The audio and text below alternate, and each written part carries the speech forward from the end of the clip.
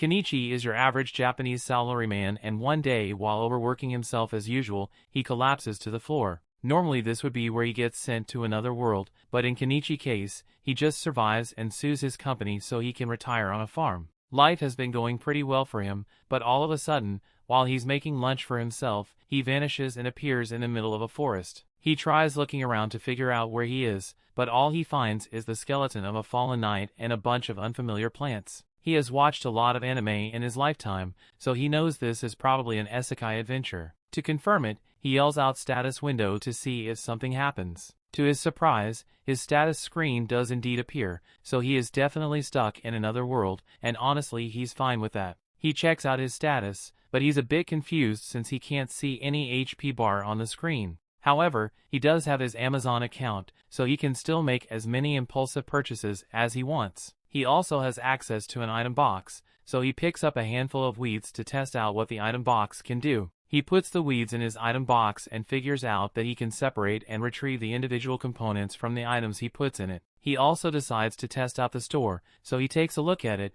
but unfortunately he still needs money to buy things. There's a prompt that says he's allowed to trade items in his item box for money, but right now all he's got is a couple of weeds and those aren't worth much. He has literally nothing valuable to trade for money, so at this rate he's probably going to starve. But just then he notices the shiny equipment on the dead knight, and since he's dead anyway, it's not like he needs it anymore. And the first thing Kenichi does is buy some daily necessities and some bread from the store. Afterwards, he buries the knight's skeleton to pay his respects and leaves the area on the new bicycle he bought. He's searching for some kind of settlement so he can talk to some people and earn some money, but he has no idea where he is. For now, he decides to just set up camp for the night, since he's not going to find anything today. However, if he doesn't find a city, he plans to resell some of the things he buys from the store to gain a massive profit. If he does that, he should be able to survive and thrive in this world. But there's just one problem. Until now, Kenichi hadn't considered that it would be dangerous out in the middle of the woods. Once night falls, he gets surrounded by a pack of wolves and they don't look like they are friendly.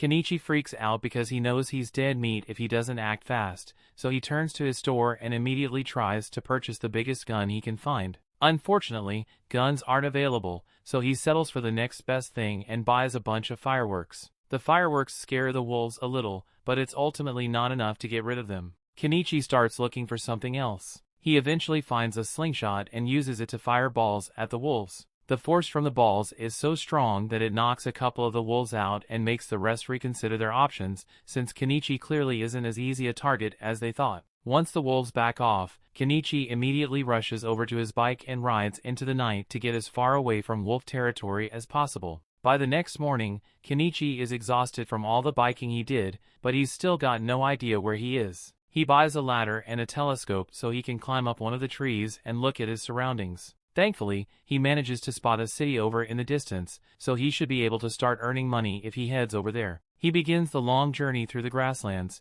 but as he finally makes it to the main road, he nearly ends up getting run over in the process. The guy in the cart apologizes for nearly hitting him, and since he feels bad about it, he offers to give Kenichi a ride to the city. He introduces himself as Fuyu, a merchant, and the woman in the back of his carriage is traveling Bard, so she's a fellow passenger. While they ride, Fuyu mentions how Kenichi is dressed pretty strangely, so he asks him what he's heading to the city for, and Kenichi responds, saying he plans to open a business there. Eventually they make it through the city gates, so Fuyu drops Kenichi off in front of his store and Kenichi helps him unload his cargo. Fuyu thanks Kenichi for his help, but Kenichi is the one who should be thankful here since really helped him out. To show his gratitude, he gives Fuyu a pouch of pepper, but once Fuyu realizes what this is, he warns Kenichi not to sell it in this city. There's a spice mafia called Bacopa, and they have a total monopoly on the spice market, so if Kenichi tries to compete with them, they might send the Boeing assassin after him. Kenichi hadn't realized that simply selling his goods could be so dangerous, so he is thankful for Fuyu's warnings.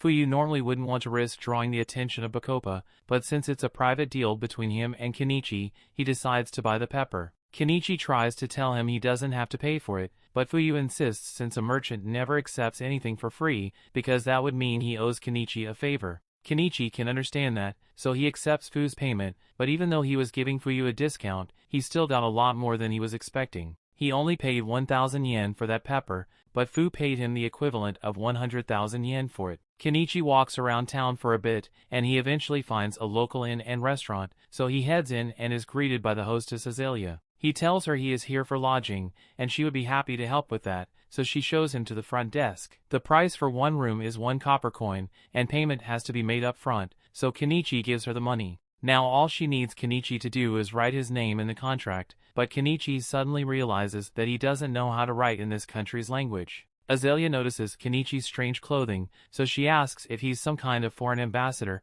but Kenichi tells her that he's just in town because he wants to start up his own business. Azalea is supportive, but she doesn't think Kenichi will be accepted by the Merchant Guild since they require their members to be able to read, write, and do math, and he apparently can't. Kenichi is perfectly literate, but he just doesn't understand the language of this country, and as for math, he's pretty good at it, so that shouldn't be a problem. Azalea doesn't believe Kenichi really knows how to do math, so she asks him a basic multiplication problem to test him, and Kenichi answers instantly, basically making him a math genius in this world. Moving on, Azalea helps him write his name down on the contract, and since Kenichi needs to learn to read and write, he asks her if she would be willing to teach him this country's language. He offers to give her some candy in exchange for the language lessons, and as she hears candy, she's totally on board. It's basically impossible to get sweets in the kingdom of Caddon since only nobles ever get to buy things like this. In fact, if the nobles found out that she has such wonderful sweets, they would probably try to take them away from her,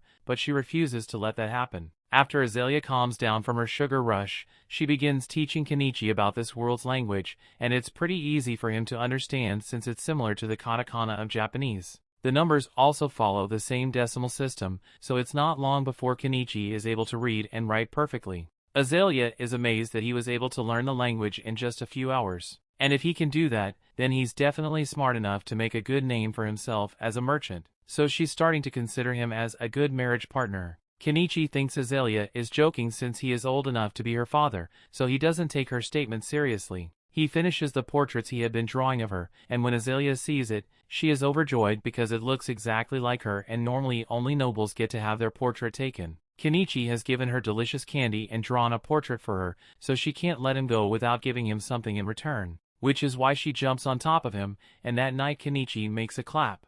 The next morning, Kenichi arrives at the Merchant Guild and meets with one of the representatives because he wants to register with them. The representative gives him some paperwork to fill out, and once he's done with that, all he has to do is pay the registration fee and he will officially be a member of the Merchant Guild. The registration fee is 1 silver, but that's like 50,000 yen, so he can't afford to pay it all at once and asks to pay in installments instead. Thankfully, the guild allows partial payments, so Kenichi is now an official member of the Merchants Guild. The receptionist hands him an ID stick and tells him to have it visible whenever he is conducting business because it serves as proof that he is part of the Merchant Guild. Now that he is registered, Kenichi decides to take a walk around the market to figure out how much things cost around here, and overall, all manufactured goods are way more expensive than they would be if he bought them from his store. The only things that are reasonably priced are foods, so while Kenichi is there, he buys a bag of fruit from a vendor. The next day, Kenichi is working on creating a stand so he can sell his goods out in town, and Azalea is impressed by how easy it was for him to make it. While Kenichi is putting on a couple of flyers, Azalea notices that he's using clothespins, and she's really interested in these since their design is really cool. The clothespins that exist in this world are made of wood and a rubber band, but they break so easily that they are practically useless. She asks Kenichi if he's selling these as well, but Kenichi hadn't even considered the fact that something as simple as cloth spins could be so valuable. Later that day, Kenichi heads out into the market for his first day as a merchant and finds a good spot next to an old lady. He asks her if she's fine with him setting up his stall here, and she has no problem with it, so Kenichi pulls his stall out of his item box. Anama is impressed by Kenichi's selection of goods, so she looks around for a bit and spots the clothespin he is selling. She really likes them, so she offers to buy a couple. And Kenichi is surprised since he didn't think she would want to support her competition. Anama points out that there's no rule saying she can't buy from him, and besides, she doesn't plan on having some sort of rivalry with him anyway. As the day goes on, Kenichi's stall begins attracting customers, so his goods are being sold fast. Specifically, the clothespins have become quite popular for their reliability, so Kenichi could probably make a living off selling those alone. However, he knows other people will eventually create similar clothespins, so he can't rely on them forever. Just then, a man comes over to Kenichi's stall, and from the fact that he has a sword on his hip and really nice clothes, Kenichi can tell that the guy must be a noble. The man says he wants to have a look at Kenichi's knife, so Kenichi lets him test it out. After the man is satisfied with the sharpness tests, he asks for the price. Kenichi tells him the knife costs 2 silver, and that's pretty expensive, but the man can understand why since this knife is excellently made. He would love to buy it, but he needs a blade that's slightly longer, so Kenichi checks his shop to see if there's anything bigger available, and eventually he manages to find a katana. The man absolutely loves the katana, but Kenichi tells him the price is 1 gold coin, and that's really expensive, so the man isn't sure if he should buy it or not. While Kenichi watches the man try to convince himself that the sword is a necessary expense, a cat girl starts sniffing his face and licks him. This is the first time Kenichi has ever seen any beast folk, so he's a little scared at first. But he soon comes down and asks them what they would like to buy. They tell them they want the cloth that he is using to cover his stall, and those originally weren't meant to be sold. But Kenichi is a businessman, so if they want the cloths, then he will sell them the cloth. He tells them 1 cloth costs 3 copper pieces, but since they want to buy 3, he will give them a discount and only charge 8 copper instead. That's a good deal for them, but the beast folk are really bad at math, so they don't understand what Kenichi said at all and assume he's trying to scam them. The nobleman tells the beast folk that Kenichi is telling them the truth, so they don't need to worry about being scammed. So they take his word for it and buy the cloths. The man also decides to buy the sword since it is incredibly well made, so by the end of the day, Kenichi made a really good profit. Meanwhile, elsewhere in the city, a maid who bought Kenichi's clothespins shows them to her master, Primula.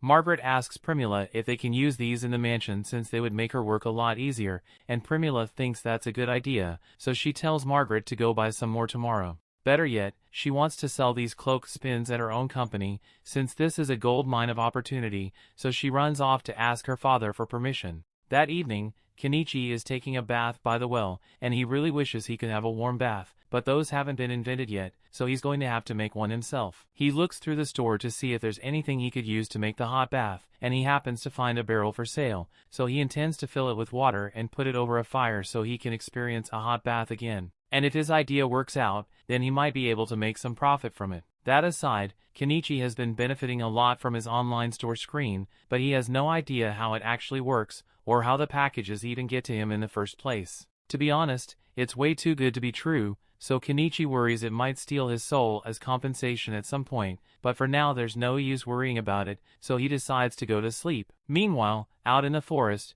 there's a little girl named Anemone, and she's currently on the run. The story continues. We see next day, as Kenichi is setting up his store, he decides to update his inventory a little, so he puts some jewelry up for sale. These aren't valuable gems by any means, but they look pretty, so he should be able to make a decent profit off them. Just then, the maid from yesterday, Margaret, shows up and says she is here to buy some more clothespins from Kenichi. He asks her how many she wants to buy, and he's surprised to hear that she wants 100, but she has the money for it, so he finalizes the sale. While he is packing up the pins for her, Margaret notices some of the jewels he set out and asks if they are made of real diamonds. Kenichi tells her the jewels are all made from polished glass, but even so, they look really nice, so Margaret asks him to set one aside, so she can come back and buy it later. Business goes on as usual for the rest of the day, but just as Kenichi is about to close up shop for the day, the beast folk from yesterday come back to his shop. They look pretty serious, so Kenichi is worried that they might be here to beat him up. But then Miley gets up close to his face,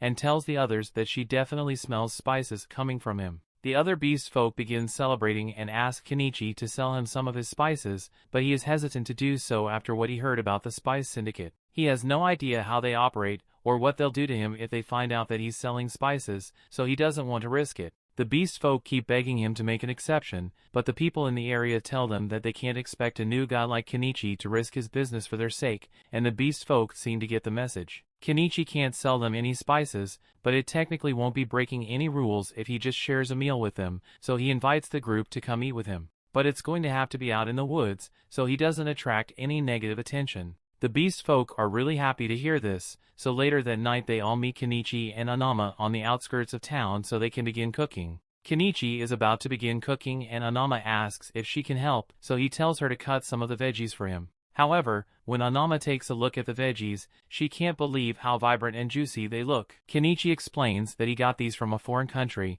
and he can guarantee that these taste really good. While Kenichi and Anama are working on the veggies, Miley and the other beast folk are busy in the river trying to catch some fish, and soon enough they manage to get a decent amount. Now that all the ingredients are ready, Kenichi begins prepping the fish with the spices and throws everything in a pot to cook for a while, eventually resulting in a meal that the beast folk absolutely love. They'd never tasted anything like this before, so they are really thankful for the meal, but all this good food is making them crave alcohol really bad. Anama tells them to show some restraint since alcohol is really expensive, but Kenichi sees no harm in giving them a little to drink, so he pulls out a bottle of cheap booze and pours them a couple of glasses. But in exchange, he wants them to swear that they'll never tell a soul about the meal he made for them. Anama warns Kenichi that he's being a little too generous, but he doesn't see anything wrong with letting the beast folk enjoy themselves, especially since they seem to be good people. That night, they drink together, bathe together, and eventually fall asleep under the stars, and Miley seems to really like Kenichi now.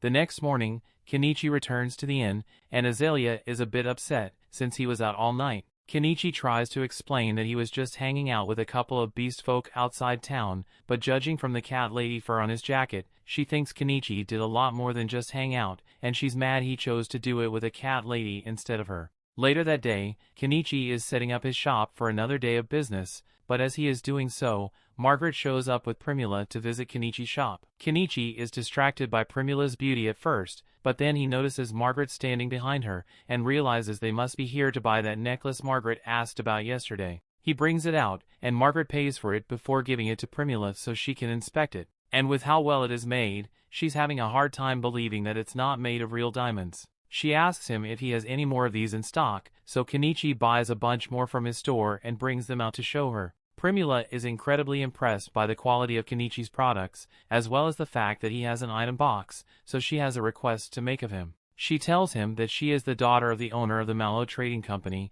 and if Kenichi is willing to accompany her, she would like to introduce him to her father. Kenichi likes the idea of meeting with the owner of a major trading company, but he is hesitant to meet any big shots, since it might spell trouble for him. However, Anama tells him that Primula's father is well known around town, and everyone says he's a man of good character, so Kenichi doesn't have to worry about getting into trouble with him. Since that's the case, Kenichi agrees to go with Primula, so she invites him to join her in her carriage so they can go meet her father. Along the way, Primula shows him some cloth spin replicas she had made, and although the wood shape was easy enough to copy, the metal clamp was too complex for her craftsman to make. Kenichi can understand why they weren't able to figure it out, because even he doesn't know how the springs are made, but he doesn't know that it's a complicated process. They eventually arrive at Primula's home and Kenichi is amazed by how huge it is, but compared to the houses nobles around here have, Primula says this is actually pretty small. They head inside, and Kenichi is introduced to Primula's father,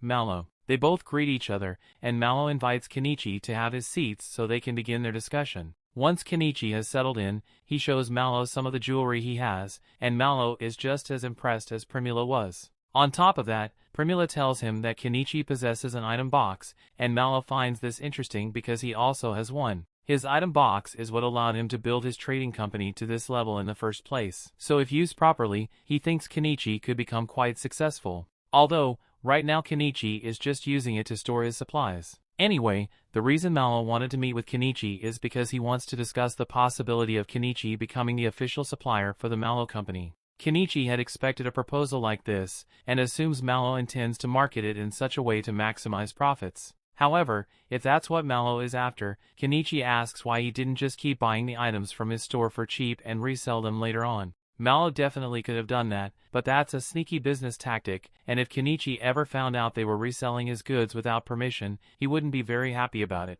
Also, having a direct conversation with Kenichi like this gives Mallow an edge over his competitors who would eventually approach him as well. With that being said, Mallows would like to begin their partnership negotiations and offers to pay Kenichi 50% of the retail price for his goods. Kenichi could have for a better deal, but he's honestly okay with this since he's already making a ridiculous amount of profit from his online store, so he accepts Mallow's offer and the two shake hands on it. He officially signs the supply contract, and the first few items he supplies Mallow with earn him over 1,000,000 yen worth of coins. However, when Primula sees all the beautiful jewels Kenichi has in stock, she falls in love with them and asks her father if she can just buy these ones from Kenichi for herself. Mallow sees no problem with that, so Primula offers to pay him 10 gold coins for them, which is equivalent to 2 million yen. So for the first time since he got here, Kenichi has an 8-figure bank balance. Since he's doing so well for himself, he decides to finally begin setting things up for his quiet life and buys a home from his store. The next day, he leaves the city walls and heads out into the forest to look for a good place to set up his home. Before he left, he told Azalea about his plan so she wouldn't be worried, but she thought it was a bit strange that Kenichi was willingly choosing to live out in the dangerous forest instead of staying in the city. Once he finally finds a good spot, Kenichi purchases a weed whacker and begins landscaping the area, but he runs into a problem since even though other things from his store are pretty cheap, fuel is always expensive no matter what world you live in. There's nothing he can do about it though, so he deals with the high cost and keeps working until he has eventually cleared a path for himself to get in and out of the forest. After that, he needs to start working on getting rid of all these trees, so he buys a chainsaw and starts cutting. After several hours of hard work, Kenichi has finally managed to cut through a bunch of the trees in the area, so all that's left is to move them out of the way. However, when he tries to stuff the trees in his item box, it doesn't work. It looks like the trees are too long to fit, so he's going to have to bust out the chainsaw yen and cut them down into more manageable pieces. He eventually shortens the trees into 10-meter logs, and this way he's able to fit them in his item box, so he's almost done with the tree removal. The only thing left to do is pull out all the tree stumps, but that's going to be a lot of work and the sun is already setting, so he decides to come back and finish up tomorrow. The next day, Kenichi returns to the forest to finish the work, but after digging at the stump for a while, he realizes that this is way too much work for a middle-aged man like him. So rather than destroy his back over this, he decides to just buy a backhoe. However, once he actually sees it, he realizes he just spent 1.2 million yen on heavy machinery because he didn't want to do manual labor and he's kind of regretting that. But at the same time, this means he won't have to work as hard, so maybe it was a worthwhile investment. He starts up the engine, but then he realizes that this thing runs on diesel, and his store doesn't sell diesel at all. He starts panicking since it would be a huge waste if he couldn't use the backhoe after he spent so much money on it. He thinks for a second and realizes he could probably make his own diesel if he mixes kerosene and some additives, but when he's about to try it out, he realizes he could destroy the backhoe's engine if he gets the proportions of the mixture wrong.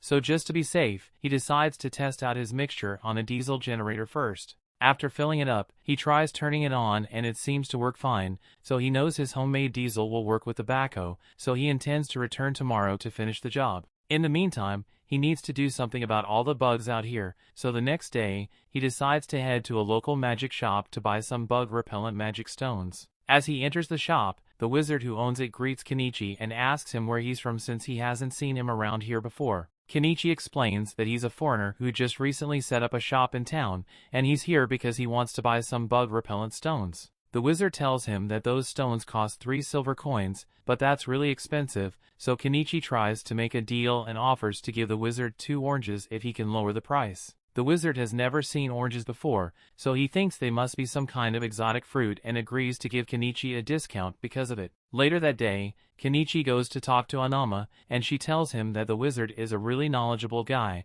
so he's a good person to have as a friend. Pretty much the exact opposite of the wanted criminal Shaga, whose wanted posters have been hung up all across town. He's the leader of a notorious bandit group, so the reward for his capture is pretty big. In fact, that night Shaga organizes a raid on a carriage full of slaves that were being transported, and who knows what he plans to do with him. The next day, Kenichi heads back into the forest so he can finally use his backhoe, and he no longer regrets his purchase because not only is it making his work a lot easier, but it's also really fun. Now, nothing can stop him from fulfilling his dream of living a quiet life in the woods. But after spending so much money on the backhoe, he's dangerously close to being broke, so he's going to have to put a hold on any further construction progress. The story continues. We see a little while later, Kenichi goes to meet with Mallow and Primula again in hopes of selling them some salt and sugar for a good profit. Mallow tests the sugar, and he is certainly pleased with its quality, but he can't actually buy it off Kenichi. The state reserves all rights to sugar and salt, so Mallow would get in trouble if he purchased it from an unauthorized source.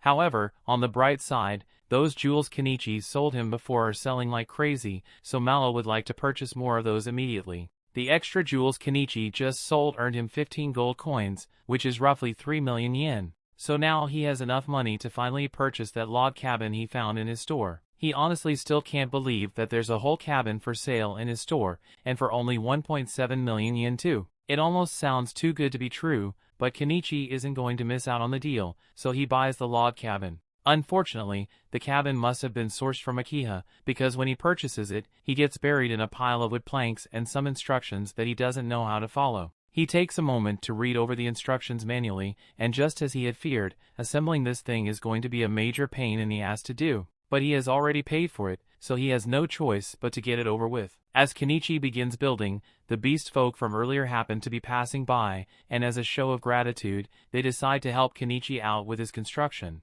Several weeks go by, and thanks to the beast folks' help, Kenichi has been able to make steady progress on his log cabin while also keeping his stall open. And in just under a month of work, the construction of the cabin is finally out complete. He couldn't have gotten all this done in such a short time without the help of the beast folk, so to thank them, he organizes a nice barbecue party. However, even though the cabin is finally complete, there are still a ton of things that Kenichi has to do on his own, like painting the walls and the roof and generating electricity. It took another month to get all his necessities worked out, but once everything has finally been taken care of, Kenichi's home is completely self-sufficient. He made a fence around his house and farm, and as for electricity, he set up a couple of solar panels. Now that he is finally finished setting up his dream home, the first thing Kenichi does to celebrate is to take a nice warm bath. Although, he still needs to figure out how to get indoor plumbing since he had to make several bike trips to fill up this bath. The next morning, Kenichi heads back to the inn to tell Azalea that he's finally done with his forest cabin,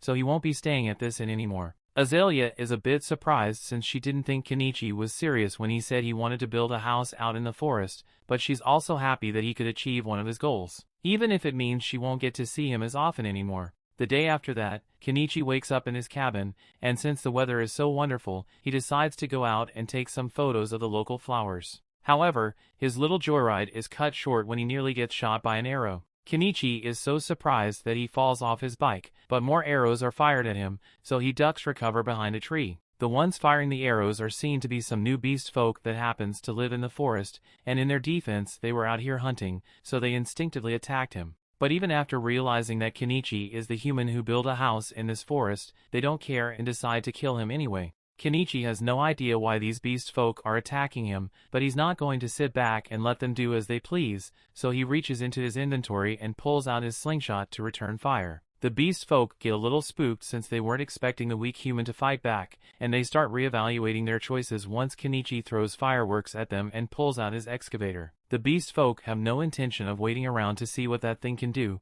so they all run away, and Kenichi is left wondering what that was all about, but just then he notices a wounded animal crying out in pain at the base of the tree. It has been shot in the leg and probably won't last much longer unless Kenichi does something quickly. He approaches the cat, but the cat doesn't trust him, so it snarls as he gets close. Kenichi doesn't want to get bitten, so he spends a little money buying some cushion armor in case the cat tries to bite him. But as he goes to remove the arrow, the cat hardly fights back, so it must be out of stamina. This makes it a lot easier to treat the cat's wounds, so he buys a bottle of alcohol to disinfect the wound, and then applies some antibiotic cream. The cat's wounds have been taken care of, but there's still no guarantee that it'll survive out in the open like this, so Kenichi decides to take it back to his house. He sets up a blanket for the cat to rest on, but it still hasn't moved muscles since he treated it, so he's starting to worry. He hasn't seen any vets since he came to this town, but there might be some kind of healing magic he can use, so he goes to ask the wizard about it. The wizard listens to Kenichi's story and realizes he must have found a bobcat, but he doesn't understand why Kenichi would want to bother healing it, since he could easily kill it and sell its fur for a good profit. The wizard isn't going to be of much help, so Kenichi heads back outside, and as he does so, Miley happens to be passing by, so she jumps on him and starts sniffing around. She smells the scent of a bobcat on him, and her people see bobcats as messengers of God, so she's really excited and wants to see it for herself. She follows Kenichi back to his house, and as soon as she sees the bobcat, she can already tell that its injury was caused by the dog beast folk, so she swears to make them pay. In the meantime, the bobcat seems to be doing a bit better, but it keeps trying to lick its wound, so Kenichi is forced to stick a cone on its head. Miley is impressed by how capable Kenichi is when it comes to healthcare, so she asks him if he's a doctor, but he says he just knows a bit of first aid. Miley wants to thank Kenichi for saving the bobcat, so she goes outside and does a little quick hunting to get Kenichi some bird meat, and once she brings her catch back, Kenichi grows it for their dinner. After eating, Miley is exhausted, so she asks Kenichi to let her stay here for the night. Kenichi asks her if it's alright for her to just ditch her work and spend the night here,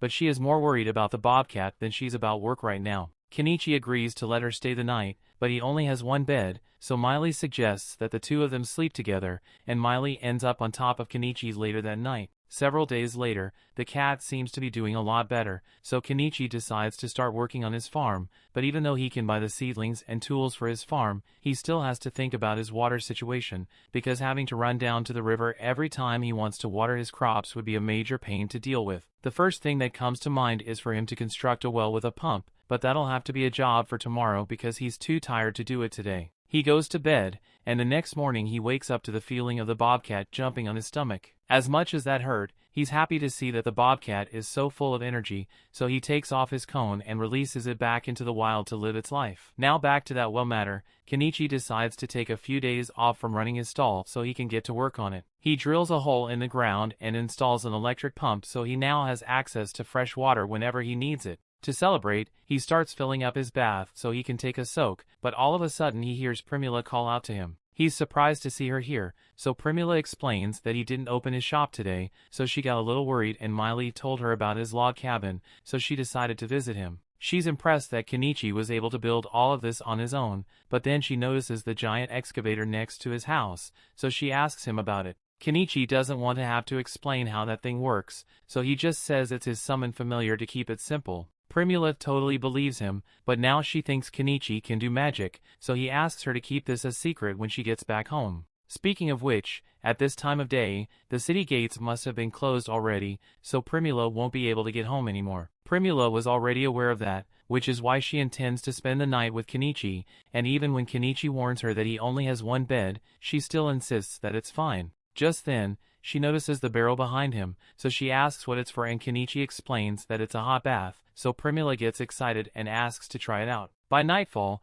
Kenichi has warmed up the bath, so Primula gets in, and she absolutely loves the warm feeling. But the fact that she's in the middle of the woods makes her feel a little uneasy, so she starts calling for Kenichi. Kenichi tells her he's sitting right on the other side of the wall, but Primula says she would feel better if she could see him face to face. After she's done with her bath, Kenichi gives her a bathrobe to change into, and she's in love with how warm it feels, so she asks Kenichi if he can sell it to her. Kenichi tells her it's not for sale, but she keeps pleading with him, so he ends up agreeing to sell her a couple of bathrobes. Kenichi then gives her a nightgown to change into for bed, and Primula can hardly believe the variety of wonderful products Kenichi has on hand, so she's sure he will become the greatest merchant in the kingdom if he tried. However, Kenichi isn't interested in such a goal since it would cause a lot of trouble for him if he caught the attention of the nobles in the area. All he wants is to live a quiet life and earn enough money to be comfortable, so Primula promises him that she will do whatever she can to help him maintain his quiet life. A little while later,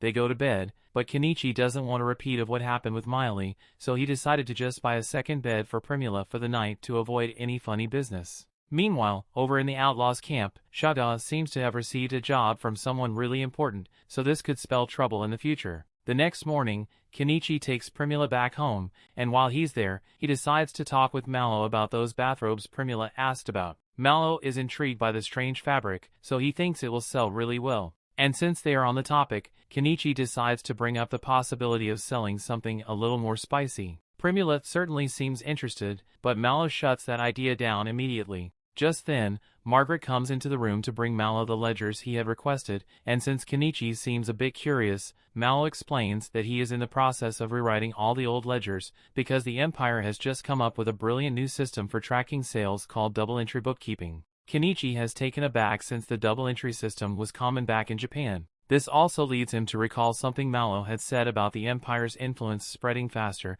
thanks to the new inventions of a particular man. In fact, Mallow was just about to go test one of the latest inventions from that man, and to Kenichi's surprise, it was a pitcher pump. He already had his suspicions before this, but for someone to invent a pitcher water pump so easily would require prior knowledge of how it works, meaning there might be someone else in this world who was sent here from Japan, and Kenichi is slightly worried since he now has competition. Over the next few days, Primula would occasionally visit Kenichi and spend the night at his place, but tonight is special because she's going to be traveling for a supply run tomorrow, so she won't be able to visit for a while. She asks Kenichi if he still has that spicy nightgown because she'd like to buy it from him, so Kenichi asks if there's a guy she's trying to seduce, and Primula answers saying he's the one she's after. Kenichi doesn't know how to respond to that, but he doesn't think it's right for him to have that kind of relationship with Primula, especially since he's friends with Mallow. And there's no way Mallow would agree with Primula getting involved with an old man like him. However, Primula tells Kenichi that she already got her father's approval, so that won't be a problem. Even so, Kenichi still has way too many things going on right now, so he can't handle a relationship right now and asks Primula if she would be willing to put the relationship discussion on hold for a while. Primula understands, but she said she would like to share the same bed as Kenichi at least once before she leaves, even if it's just to sleep next to him. The next morning, Kenichi gets an unexpected visit from a knight, and it turns out to be the guy he sold a sword to last time. His name is North Pole, and he was sent out here to investigate because there have been reports of a strange old man living in the woods. But since he already knows Kenichi, he can report back that nothing sinister is going on here. But before he leaves, he tells Kenichi about some interesting news he heard recently. There's a mage in the Empire who created this wonderful condiment called mayonnaise, and he somehow defeated a dragon with it. There's no doubt in Kenichi's mind that this mysterious man must have come from Japan, and with everything he has accomplished so far, Kenichi is feeling really outclassed here. The story continues. Still, it's not like he's going to run into this guy anytime soon, so the next month goes by without issue. Kenichi is sitting at his stall one afternoon when he realizes that Primula's supply run caravan should be returning soon, so he plans to visit her later today. However, just then, he hears a massive commotion in the town square, so he gets up to go see what it's about. Apparently, a caravan was attacked by bandits, and everyone aboard the caravan was kidnapped, including Primula. Mallow is seen begging the adventurers in the streets to help rescue his daughter, but since the bandit who kidnapped her is the infamous outlaw Shaga, no one wants to risk going up against him, and it will take days before the Knight's Order can organize a rescue mission under those circumstances. Meanwhile, Primula gets locked up in a cage by Shaga and his goons. She is still unharmed for now, but that's just because Shaga plans to sell her off as some sick nobles for extra money, and her chances of escaping on her own are practically zero. Mallow knows it's only a matter of time before Primula faces a terrible fate, so he is really desperate to save her and turns to Kenichi to beg for help. Now Kenichi is in no way capable of fighting, but he cares about Primula a lot, so he ends up agreeing to do something about the situation. However, he doesn't have enough funds on hand to pull it off, so he tells Mallow he's going to need some money to make his preparation. Without hesitation, Mallow hands over a bag of gold coins, as he is willing to give Kenichi every coin he owns as long as he can bring Primula back safe and sound. He tells Kenichi that Shaga's base of operations is in the ruins 50 kilometers west of Dahlia, and that's quite the distance, so Kenichi is going to have to get himself a ride. He looks through the cars available in his store and ultimately decides to buy a truck, but before he does, he warns everyone that he's about to use summoning magic, so they should all back away. He then does this silly little chant to trick everyone into thinking this is actually summoning magic, and once his truck appears, he climbs on top and asks if there's anyone willing to come fight with him. Shaga has a massive bounty on his head, so if they manage to take him down, there's going to be a huge reward for everyone involved. However, as enticing as that sounds, no one takes Kenichi up on his offer since Shaga is too much of a threat.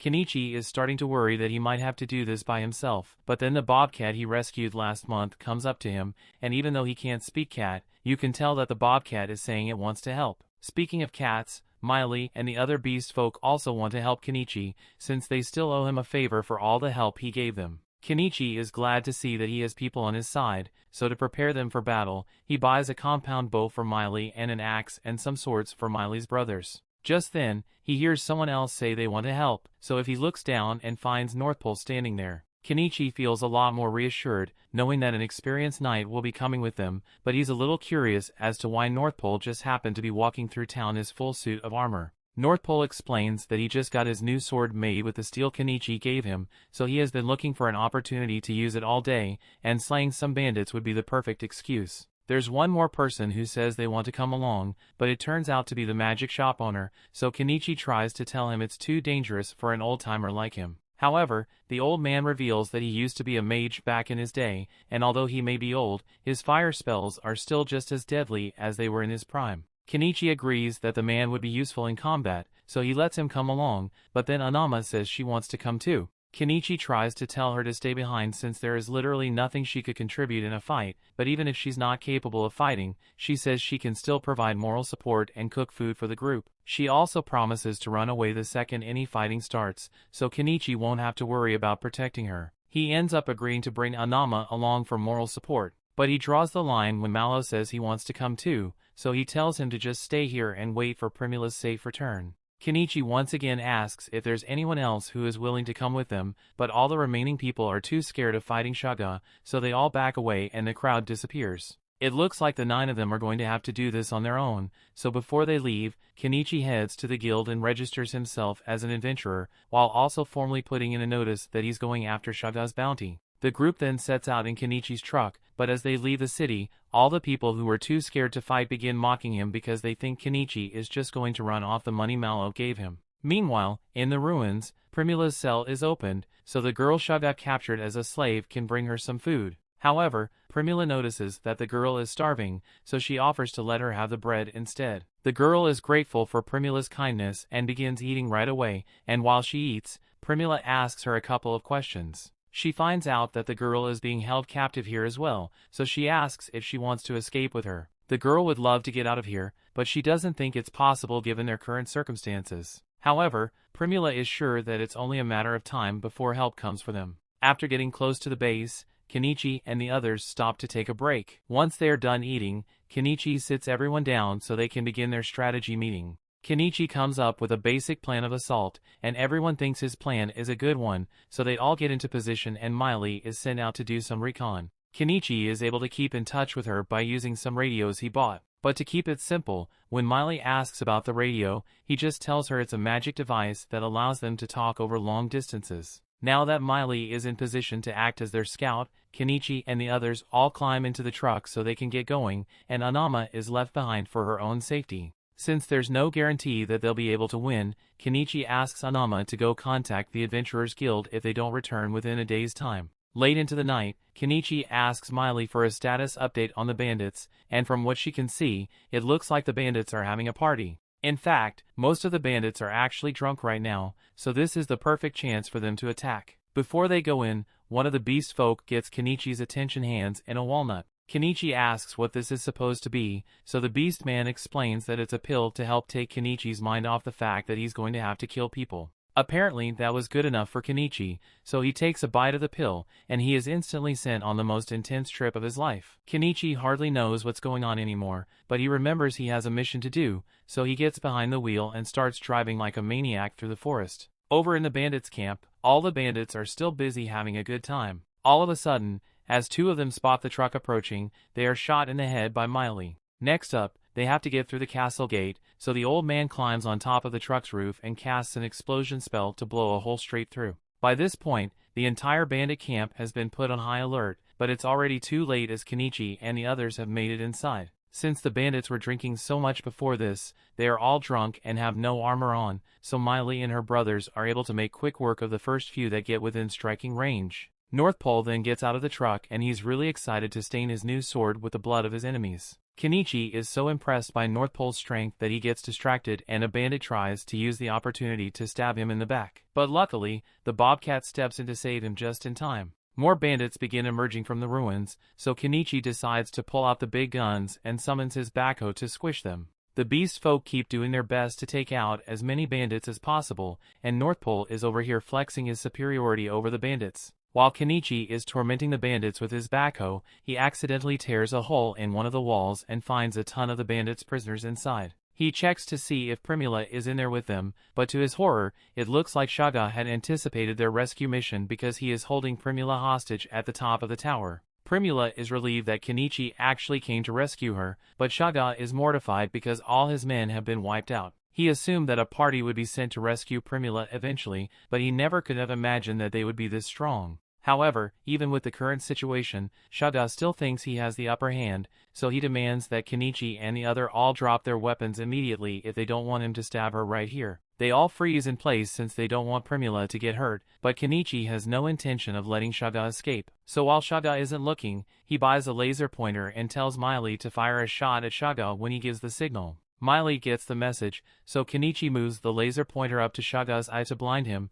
and the second he lets go of Primula due to the pain, Miley fires a shot straight into Shaga's shoulder. Kenichi runs up the stairs to get Primula to safety, but Shaga has regained his vision and is getting ready to attack the two of them. Luckily, before he could do anything, the slave girl uses some kind of magic to knock him down the stairs, and once he hits the ground, he is perfectly lined up for Miley to give him a headshot. With that, the group is victorious and Primula is finally safe. So the first thing they do is send Nyanji back to tell Anama of the good news. Next, Kenichi stores his vehicles away and buys some clothes for all the prisoners they rescued, and while they are all cleaning themselves up, he notices the little girl and asks Primula to wash her. And while she's at it, he gives her a pair of scissors to cut her hair. Primula takes one look at the scissors and immediately asks Kenichi if he can sell her some more of these, since it would be a really popular item. But then the other women remind her that she's naked, so she backs away in embarrassment. After everyone gets stressed, Kenichi goes to talk to the little girl and introduces himself to her. She tells him that her name is Anemone,